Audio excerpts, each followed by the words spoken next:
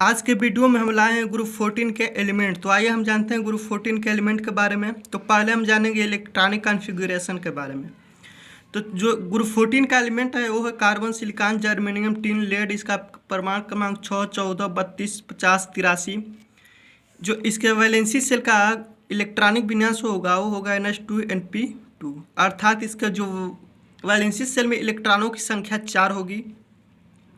तो चूंकि हम देख रहे हैं जो कार्बन का इलेक्ट्रॉनिक विन्यास है ONH2 2s2 2p2।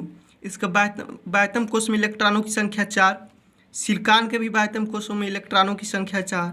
Germanium, tin, lead, इनके भी बाह्यतम कोश में इलेक्ट्रॉनों की संख्या 4। तो इस प्रकार जो ग्रुप 14 का एलिमेंट है इसका जो इलेक्ट्रॉनिक विन्यास, वैलेंसी सेल का इलेक्ट्रॉनिक विन्यास होगा वो होगा NH2 NP2 तथा वैलेंसी सेल में उपस्थित इलेक्ट्रॉनों की संख्या 4 होगी। अब आइए हम जानते हैं वैलेंसी और ऑक्सीडेशन नंबर के बारे में।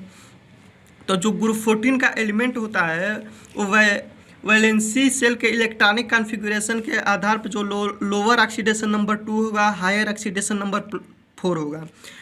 तो जो lower oxidation number +2, higher oxidation number +4, लेकिन कभी कभी क्या होता है कि -4 ऑक्सीडेशन नंबर भी पाया जाता है। अब हम जानते हैं कि लोअर ऑक्सीडेशन नंबर +2 और हायर ऑक्सीडेशन नंबर +4, लेकिन क्या होता है कभी कभी -4 ऑक्सीडेशन नंबर भी पाया जाता है। जबकि बात करें इसकी वैलेंसी की तो इसका वैलेंसी जो होता है वो 2 और 4 होता है। तो अब हम जानेंगे ग्रुप 14 के एटॉमिक साइज और रेडियस के बारे में। तो आइए हम जानते हैं ग्रुप 14 का जो एलिमेंट एटॉमिक साइज और रेडियस के बारे में। तो जो ग्रुप 14 का एलिमेंट है, तो जब हम जानते हैं ग्रुप 14 में ऊपर से के नीचे की तरफ आते हैं तो जो सेल की संख्या है वो लगातार बढ़ेगा। तो जो ग्रुप में हम ऊपर से के नीचे की तरफ आएंगे तो सेल की संख्या बढ़ेगा।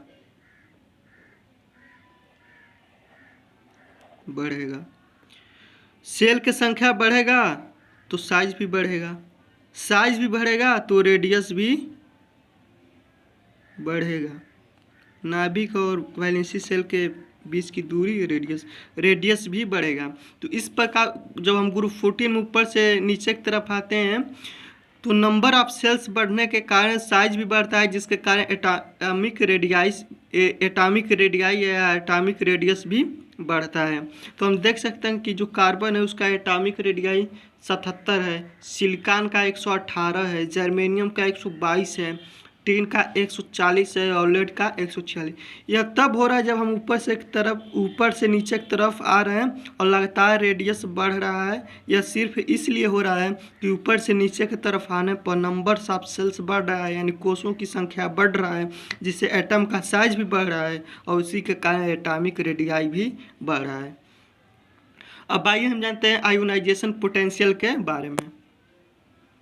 तो जो ग्रुप 14 के आयोनाइजेशन पोटेंशियल के बारे में हम लोग जानेंगे। जब हम जान चुके हैं कि जब ऊपर से नीचे की तरफ आते हैं तो नंबर्स ऑफ सेल्स बढ़ता है, जिसके कारण एटॉमिक रेडियाई भी बढ़ता है और साइज भी बढ़ता है।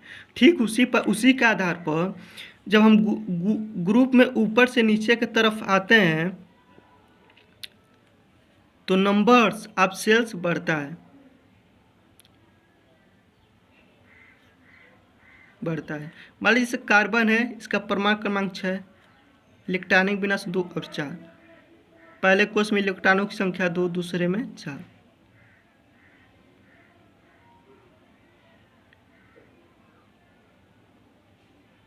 एक दो तीन चार,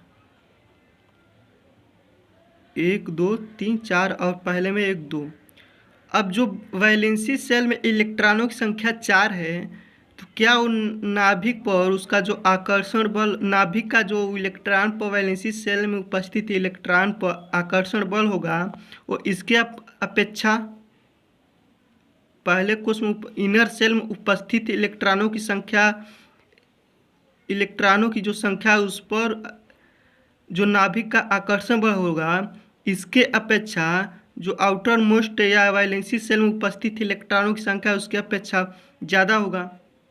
अर्थात जो अट्रैक्शन फोर्स है नाभिक का आउटर मोस्ट सेल में उपस्थित इलेक्ट्रॉनों की संख्या इलेक्ट्रॉनों पर दुर्बल होगा इनर सेल में उपस्थित इलेक्ट्रॉनों की अपेक्षा। तो इसलिए तो जब हम ग्रुप में ऊपर से नीचे की तरफ आते हैं तो नंबर ऑफ सेल्स बढ़ता है। एक कार्बन का, इसी तरह सिलिकॉन का 3 हो जाएगा, सिलिकॉन में 3 कोष हो जाएंगे,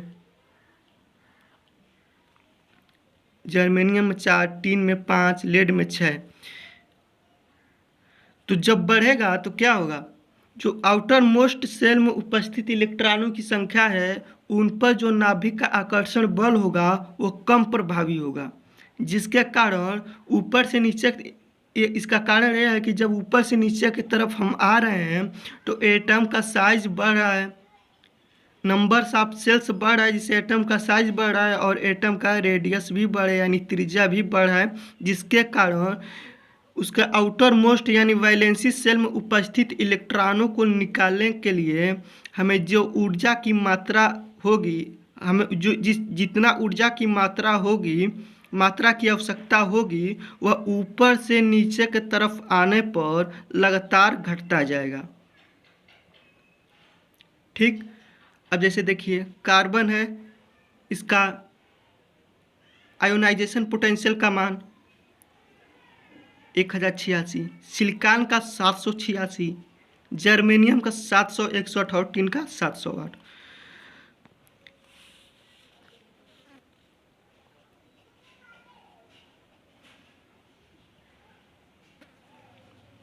तो यह स्पष्ट हो गया कि हम जब ऊपर से ग्रुप में ऊपर से नीचे की तरफ आते हैं तो एटम का नंबर यानी कोषों की संख्या बढ़ता है, जिसके कारण एटम का साइज भी बढ़ेगा और एटम का रेडियस भी बढ़ेगा। जब और इसी के कारण तीनों बढ़ने के ही कारण ऊपर से नीचे की तरफ आने पर आयोनाइजेशन पोटेंशियल का मान लगातार घटता जाता है।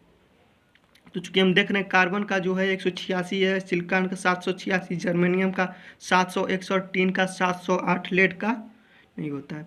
अब आइए हम जानते हैं फॉर्मेशन ऑफ ऑक्साइड के बारे में। इसका ऑक्साइड किस प्रकार बनता है, तो इलेक्ट्रॉनिक कॉन्फ़िगरेशन के आधार पर और वैलेंसी इलेक्ट्रॉनिक कॉन्फ़िगरेशन जो होता है ग्रुप 14 एलिमेंट का होता है NH2 तो हमें जानते हैं जो लोअर ऑक्सीडेशन नंबर होता है वो कितना होता है +2, हायर +4, लेकिन हम बताएं कभी कभी -4 ऑक्सीडेशन नंबर भी पाया जाता है। अब इसका जो फॉर्मेशन ऑफ ऑक्साइड वो 2 टाइप के फार्मूले पर आधारित है। अब देखिए इसका कार्बन का जो वैलेंसी है वो कितना होता है, लोअर वैलेंसी जो होता है कार्बन का, जो ग्रुप 14 एलिमेंट का वैलेंसी है वो है 2 और 4 ऑक्सीडेशन अवस्था के आधार पर। +2 और +4 ऑक्सीडेशन नंबर है, तो उसी के आधार पर जो वैलेंसी होगा ग्रुप 14 एलिमेंट का वो होगा 2 और 4। तो पहले 2 वाले को हम देखते हैं कि कितना होगा इसका वैलेंसी 2, ऑक्सीजन का भी 2 होता है, कट गया, और कितना हुआ कार्बन Cu, सिलिकॉन का भी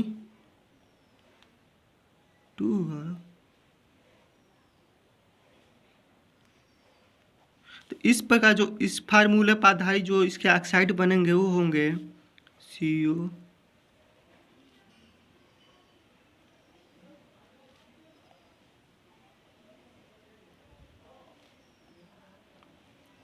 अब देखते हैं इसके लिए इस फार्मूले पर आधारित ऑक्साइड किस प्रकार बनते हैं।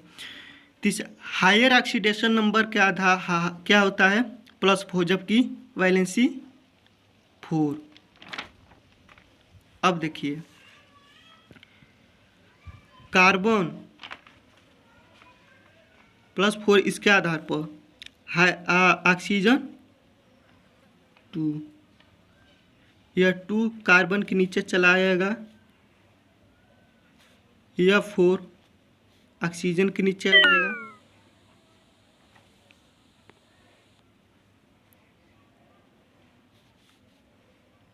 CO2 carbon dioxide. सिलिकॉन का भी इसी तरह होगा। जर्मेनियम,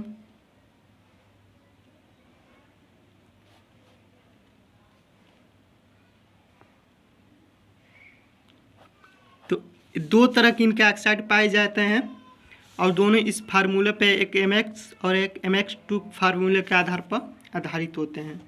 तो इस प्रकार हम देख लें कि इनके ऑक्साइड किस प्रकार बनते हैं।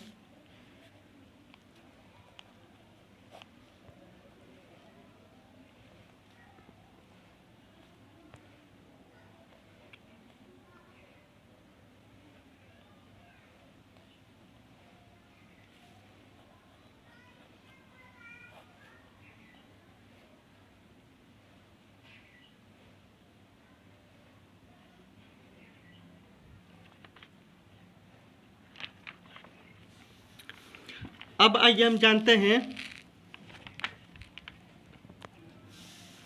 इसे मोनोऑक्साइड,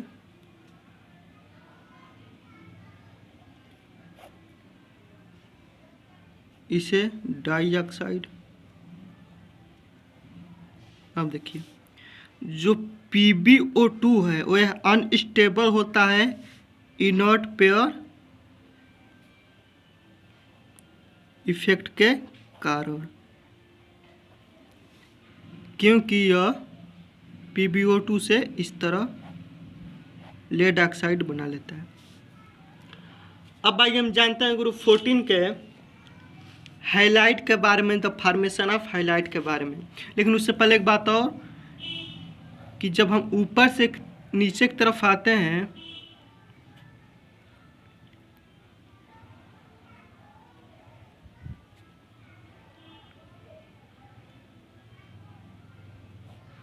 कार्बन और सिलिकॉन जर्मेनियम का जो ऑक्साइड होता है यह अम्लीय होते हैं, जबकि टीन और PbO का जो ऑक्साइड, Pb का जो ऑक्साइड यानी टिन और लेड का जो ऑक्साइड होता है यह उभयधर्मी एम्फोटेरिक होता है। इसका कारण यह है एसिडिक होता है और एम्फोटेरिक। इसका मतलब यह हुआ कि जब ऊपर से नीचे की तरफ आते हैं तो ग्रुप 14 एलिमेंट के जो ऑक्साइडों के नेचर होता है वो ऊपर से नीचे की तरफ आने पर इसके क्षारीय कैरेक्टर में यानी बेसिक कैरेक्टर में बढ़ोतरी होती जाती है। जबकि यह फार्मूला गलत हो गया था। MO यह MO है और MO2। इसका हाईलाइट के बारे में अब हम जानेंगे कि इसका हाईलाइट के फॉर्मेशन ऑफ हाईलाइट के बारे में।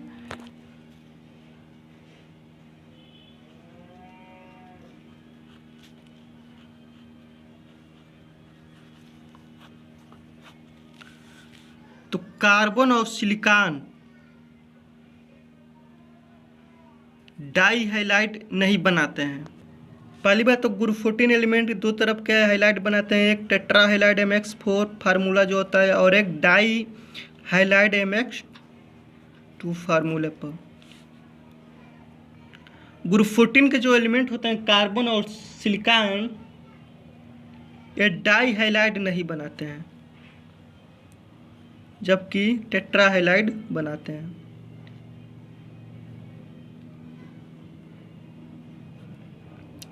CF4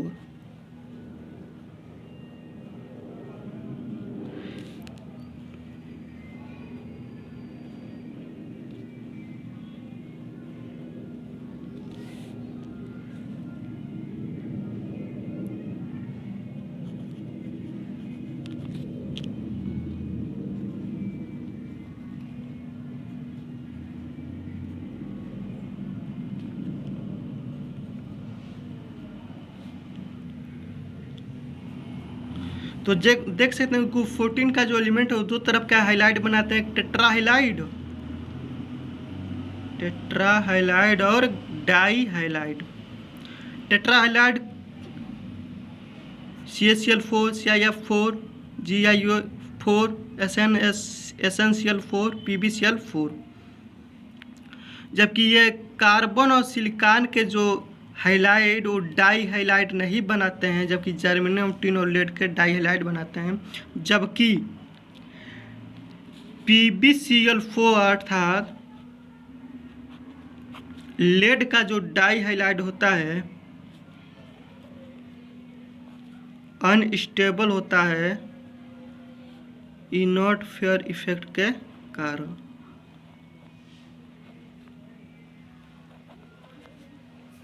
ठीक, अब आइए हम जानते हैं इसके हाइड्राइड के बारे में, फॉर्मेशन ऑफ हाइड्राइड के बारे में।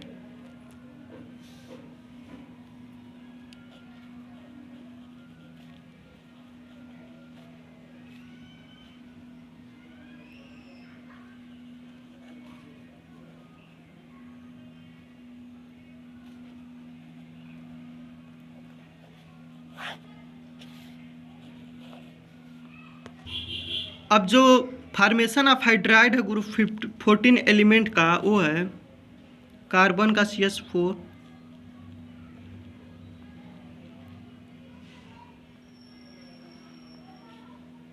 टिन का ऊपर से नीचे की तरफ आने पर इनकी थर्मल स्टेबिलिटी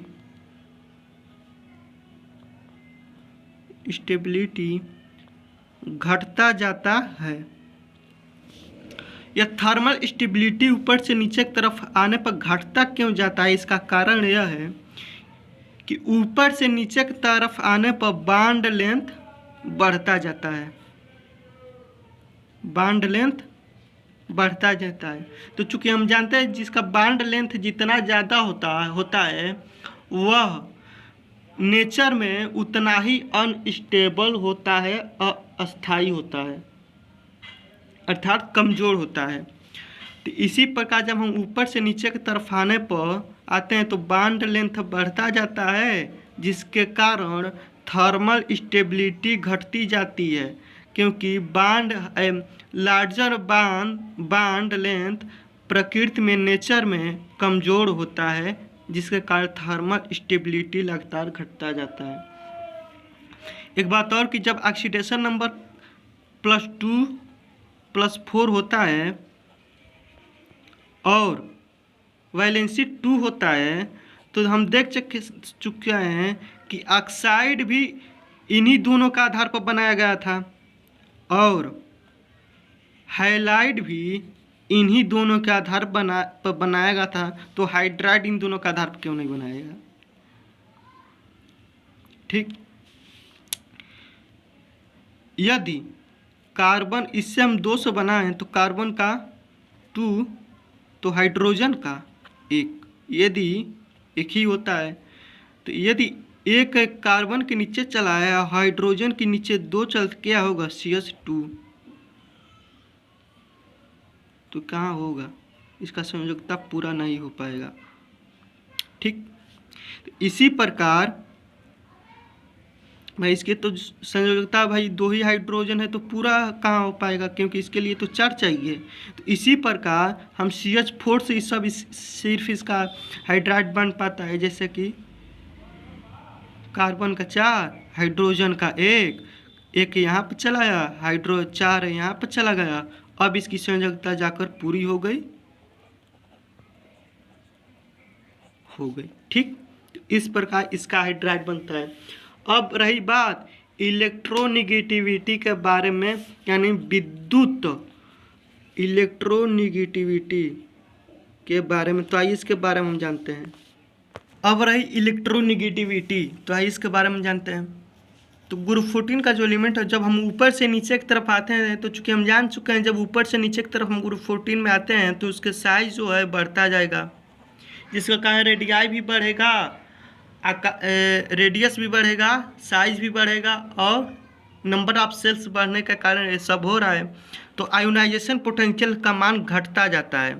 तो जैसे मान लीजिए ऊपर से नीचे की तरफ आएंगे तो नंबर ऑफ सेल्स जो बढ़ेगा कार्बन के लिए, सिलिकॉन के लिए, जर्मेनियम के लिए, तो इसी प्रकार जब बढ़ता जाएगा तो जब नाभिक का आकर्षण बल इस पर कम प्रभावी होगा इस पर कम प्रभावी होगा तो दूसरे इलेक्ट्रॉनों को जब लेगा तो इस पर कितना प्रभावी, कम ही होगा। जब इस पर कम है तो दूसरों को कहाँ से ले पाएगा, कम ही पड़ेगा, इसलिए कम पड़ेगा। अब एक कार्बन के, अब सिलिकॉन के लिए भी उससे भी कम प्रभावी जो नाभिक का आकर्षण बल होगा आउटर मोस्ट सेल में उपस्थित इलेक्ट्रॉन को, उससे भी कम प्रभावित होगा कार्बन में उपस्थिति, कार्बन के आउटर मोस्ट में उपस्थित इलेक्ट्रॉनों की संख्या के आधार पर। तो हम देख रहे हैं इसमें 3 सेल बड़ है और इसमें 2 हैं, तो 2 पर कम प्रभावी पड़ रहा है जो इसमें उपस्थित इलेक्ट्रॉनों की जो संख्या है। तो नाभिक का आकर्षण बल इसमें उपस्थित इलेक्ट्रॉनों की संख्या पर कम प्रभावी है इस कोश में उपस्थित इलेक्ट्रॉनों की संख्या की अपेक्षा। तो यहाँ पर 2 है तो कम प्रभावी पड़ रहा है, तो यहाँ पर 3 कोश है तो इससे तो कम ही प्रभावी इस पर भी होगा। यानी इन दोनों में अगर हम तुलना करें तो जो नाभिक का सबसे ज़्यादा आकर्षण बल इसमें कार्बन का आउटर मोस्ट सेल में उपस्थित इलेक्ट्रॉनों की संख्या पर ज़्यादा प्रभावित होगा इन दोनों की तुलना में। इन दोनों के आउटर मोस्ट सेल में उपस्थित इलेक्ट्रॉनों में से उपस्थित इलेक्ट्रॉनों की संख्या के आधार पर। तो ठीक उसी पर जब हम ऊपर से नीचे की तरफ आएंगे तो नंबर ऑफ सेल्स बढ़ेगा, जिसके कारण इलेक्ट्रोनेगेटिविटी का मान भी घटता जाएगा।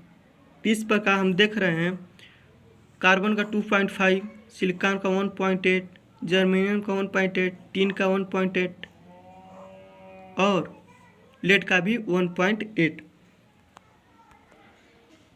तो ये हम जान गए।